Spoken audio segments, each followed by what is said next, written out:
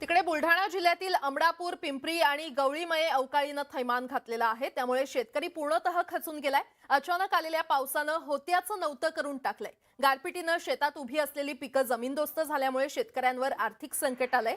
वाशिम जिल्ह्यात देखील पावसानं धुमाकूळ घातलाय।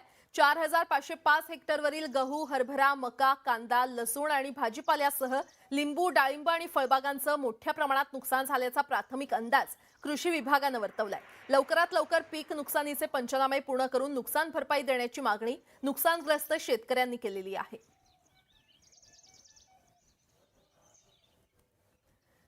धुळे जिल्ह्याला अवकाळी पावसाचा मोठा फटका बसलाय। अद्याप कृषी विभागासह महसूल विभागाचे अधिकारी पंचनामा करण्यासाठी पोहोचलेले नाहीत, तर दुसरीकडे मतदारसंघातील आमदार आणि खासदारांना देखील शेतकऱ्यांच्या व्यथा पाहण्यासाठी वेळ नसल्याचा आरोप संतप्त शेतकऱ्यांनी केलाय।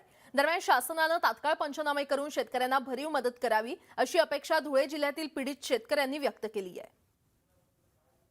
सरकार जे काही सांगतो बुवा, खासदार, आमदार, कर्मचारी, सरकारी जे कर्मचारी राहतील बुवा, महसूल खात्याचे म्हणा, तहसीलदार, कलेक्टर साहेब, हे कोणी अजून पाहणीला येत नाही।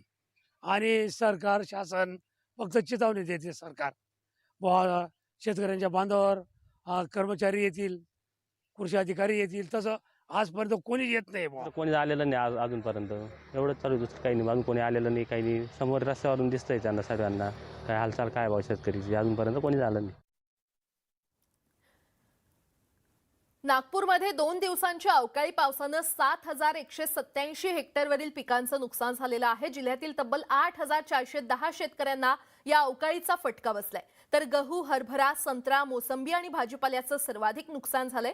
याशिवाय गोंदियामध्ये आलेल्या अवकाळीनं वीटभट्टी व्यावसायिकांसह कामगारांवर संकट आलंय। तयार केलेल्या विटा मातीमोल झाल्यानं वीटभट्टी व्यावसायिकांचं मोठं नुकसान झालंय।